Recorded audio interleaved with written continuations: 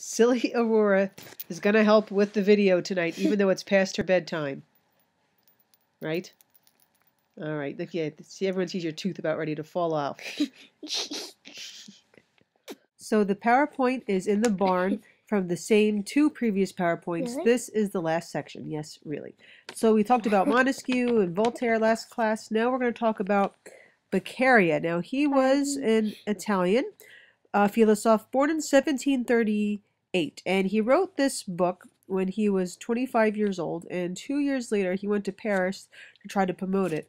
Had very mixed reactions. However, his work did influence many Enlightenment works from Voltaire and others afterwards. And what he basically did was he promoted criminal justice.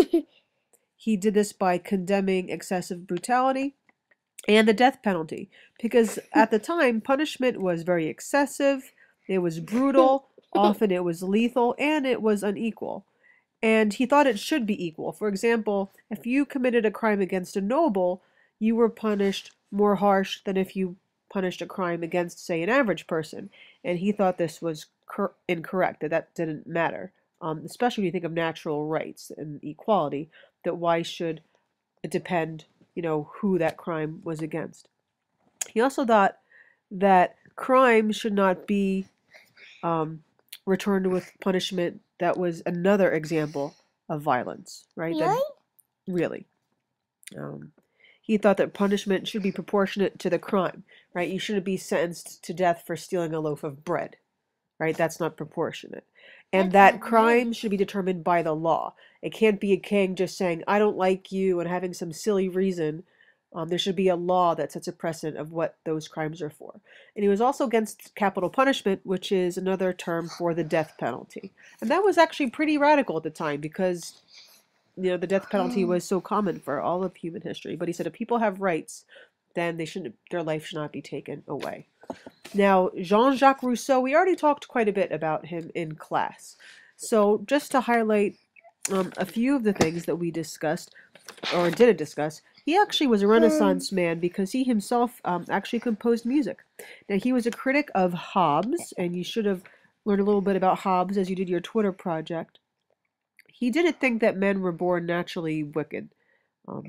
He actually thought that people could cultivate virtue and that a government could help people do that.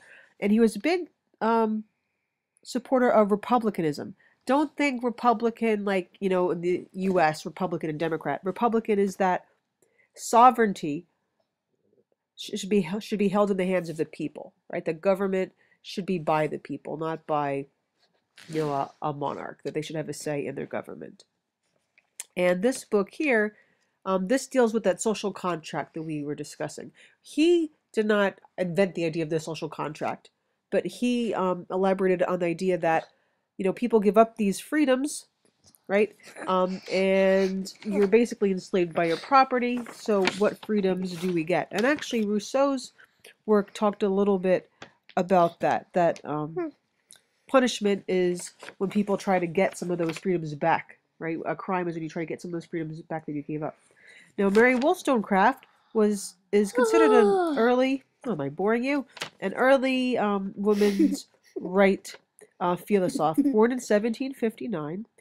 That notion that women are naturally inferior to men, she disagreed with that. She said she said the only difference is that they were lacking the education that men received. So that if they received the same education, they would have the same abilities.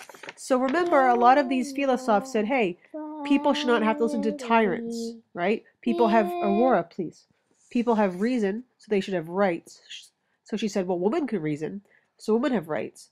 So then why do women have to be obedient to men? That is just like people being obedient to tyrants, which they were protesting about.